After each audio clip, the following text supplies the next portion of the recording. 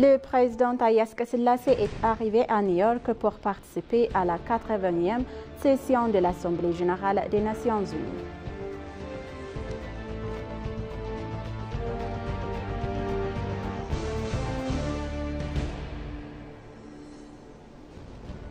Le vice-premier ministre Tamasken Tourouneh a exprimé que le grand barrage est une victoire glorieuse.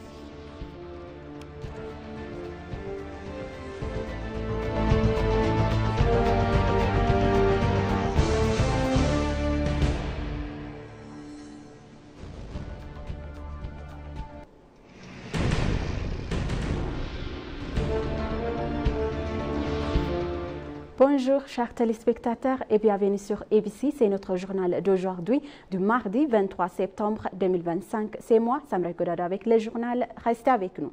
Et une délégation éthiopienne de haut niveau, conduite par le président Haïle Selassie, est arrivée à New York pour participer à la 80e session de l'Assemblée générale des Nations unies.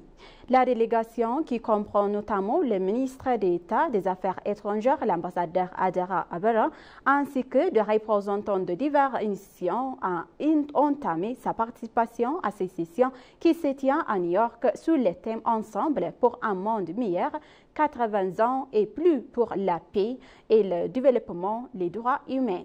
L'Éthiopie participera activement aux décisions et aux discussions de l'Assemblée sur les questions relatives à la défense de ses intérêts nationaux et de ceux de l'Afrique.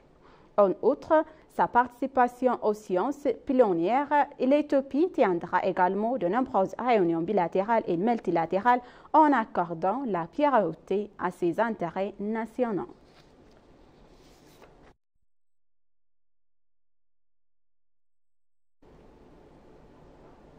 Le vice-premier ministre Tamasken Tourouneh a exprimé que le grand barrage de la Renaissance éthiopienne est une victoire glorieuse remportée par cette génération au prix de sueur, de sang et de réflexion.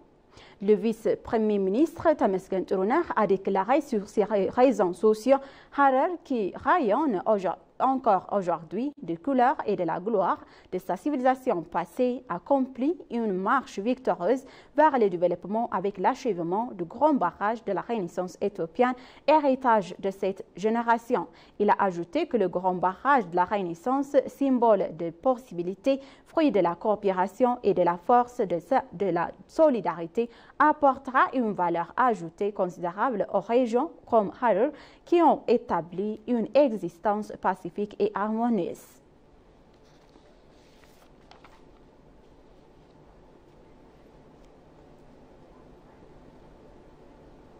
Une mission éthiopienne de haut niveau dirigée par Dr Eyob Takaling, gouverneur de la Banque nationale de l'Éthiopie, effectue cette semaine une visite officielle en Chine pour rencontrer d'importants partenaires gouvernementaux et économiques. Au programme figurent des échanges avec d'autres responsables du ministère chinois des Finances, de la Banque populaire de Chine et de la Banque d'import-export de Chine, ainsi qu'avec des représentants des institutions financières et commerciales de premier plan.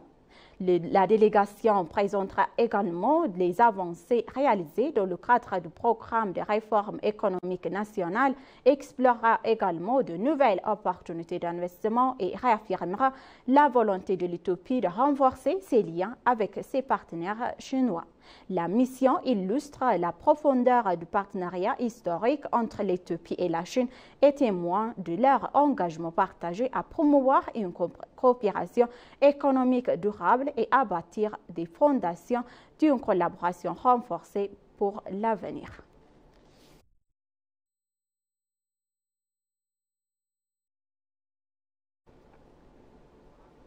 Le ministre des Affaires étrangères de la République démocratique éthiopienne fédérale de l'Éthiopie adresse ses plus sincères condoléances à la famille, à ses amis et aux collègues de son Excellence l'ambassadeur Haïle Djidamo, ambassadeur extraordinaire et plénipotentaire d'Éthiopie à Cuba, décédé subitement le 22 septembre 2025. L'ambassadeur Haïle a consacré de nombreuses années de son service à la diplomatie éthiopienne occupant divers postes de direction avec professionnalisme et de dévouement. Jusqu'à son décès, il a représenté fidèlement l'Éthiopie dans différents pays. Le ministère adresse ses sincères condoléances à sa famille, à ses amis et à ses collègues en cette période difficile. Les informations concernant les obsèques de l'ambassadeur Ayel Liré seront communiquées illustrement.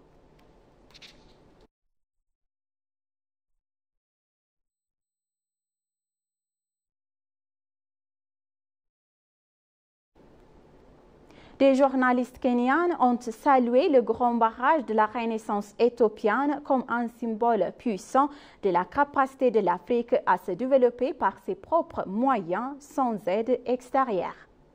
Dans un entretien exécutif avec ENA, le journaliste kenyan John Riaga a salué le grand barrage comme un jalon important pour toute la région. Riaga a souligné que le grand barrage est un bien plus qu'un simple projet énergétique. Il offre également un modèle de développement pour l'ensemble du continent. Le journaliste a souligné que l'électricité bon marché fournie par le garde permettra aux ménages de consacrer leurs ressources à des projets de développement. Riaga a également souligné que nos dirigeants étaient plus innovants, nos Africains et nous, Africaines, pourront nous développer en illustrant les ressources naturelles dont notre continent est doté. Il a appelé le Kenya et d'autres nations africaines comme la Tanzanie, Ouganda, le Malawi et le Lesotho à entreprendre des projets similaires avec leurs propres ressources. Les deux journalistes ont convenu que le grand barrage était en plus qu'un simple barrage. C'est un symbole de la détermination africaine et un appel autonome pour le développement ensemble.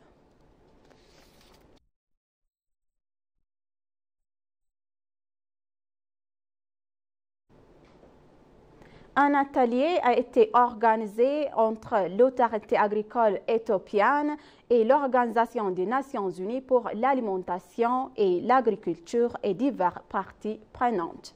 Selon l'ambassadeur Deriba Kuma, directeur général de l'autorité agricole éthiopienne, des travaux sont en cours pour garantir l'absence de maladies et la qualité des produits agricoles exportés vers le marché mondial.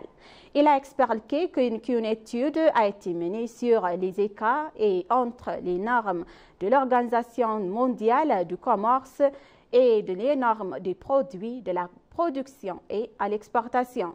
Dr Wandale Haptamu, directeur général adjoint de l'autorité, a déclaré que cette stratégie créera un environnement permettant aux produits exportés et importés d'obtenir de meilleurs prix sur le continent et à l'international.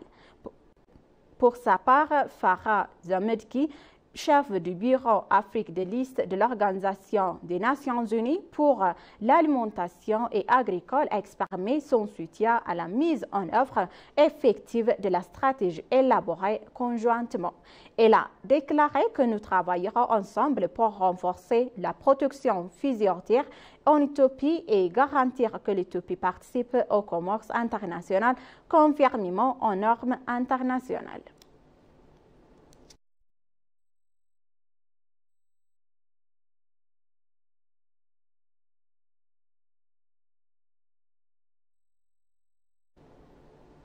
João Lourenço, président de l'Angola et président en exercice de l'Union africaine, a plaidé pour la réforme du Conseil de sécurité des Nations Unies et pour l'attribution d'un mandat de 2 sièges permanents à l'Afrique.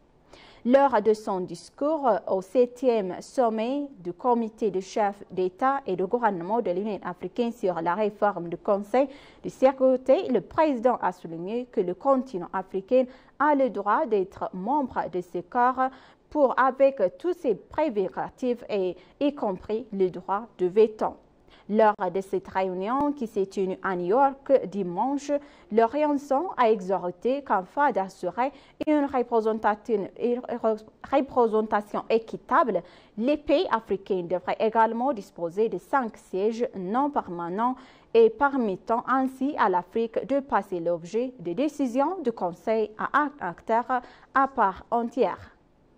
Le lanceur a également évoqué la contribution de l'Afrique aux opérations de maintien de la paix et le fait que le Conseil de sécurité traite la situation en Afrique dans environ 70% de ses réunions, alors que le continent n'est pas membre permanent et n'a donc aucun pouvoir de décision.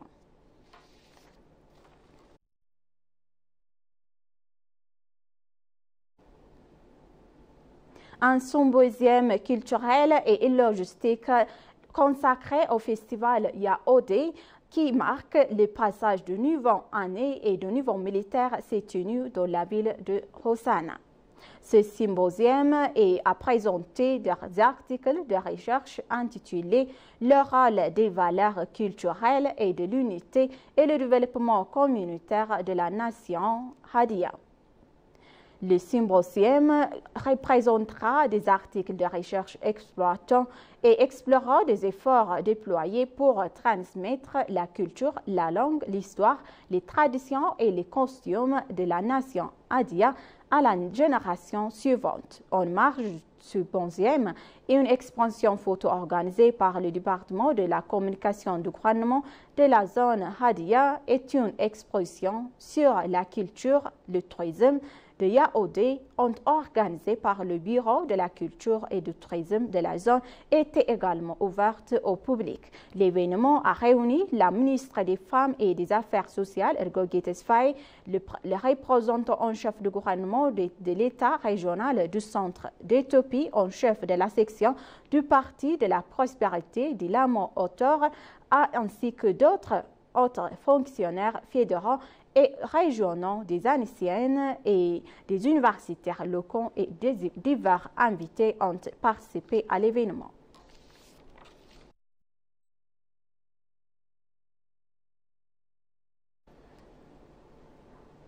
Chers téléspectateurs, maintenant je vous rappelle les titres principaux.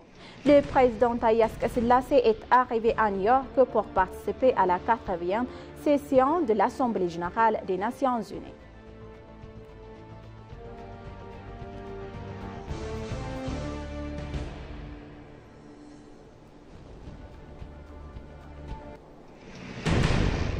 Le vice-premier ministre Mesken Uruna a exprimé que le grand barrage de la Renaissance éthiopienne est une victoire glorieuse. Merci, chers téléspectateurs, d'avoir resté avec nous jusqu'à la fin de notre journal d'aujourd'hui. Je vous souhaite une bonne journée.